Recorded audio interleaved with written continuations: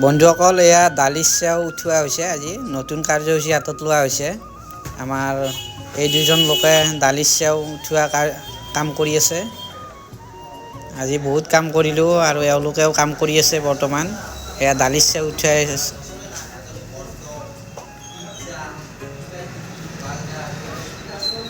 এয়া দুজনে কাম কৰি আছে।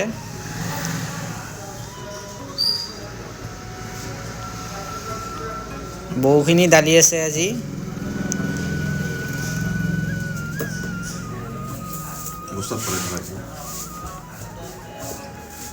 এয়া বস্তাত ভৰোৱা হৈছে দালি চেওবিলাক।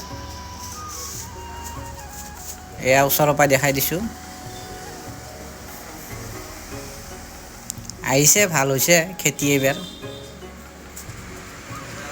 অলপ আগতে উঠাব লাগিছিলে, কিছুমান শিল পৰি পিনে সেইদিনা ফাটি গ'ল। তাৰমানে চেওঁবিলাক মাটিত মিহলি হৈ গ'ল।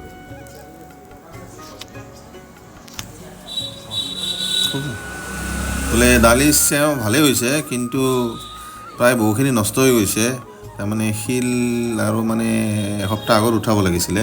শিল বৰষুণ পৰি বহুবিলাক ফাটি পিনে মাটিৰ লগত পৰি সানমিহলি হৈ গৈছে। বহুখিনি দালি নষ্ট হৈ গৈছে। আৰু কিছুমান গৰুৱেও নষ্ট কৰিছে বহুখিনি খাই পেলাই, নাইবা আৰু বহুখিনি প্ৰডাকশ্যন পালোঁ হয় আমি।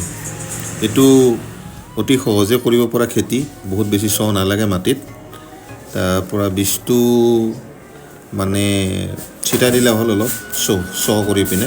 বাকী মাজে মাজে অলপ পানী দিলে হৈ গ'ল আৰু অট'মেটিক হৈ যায় আফটাৰ 2 or 3 months।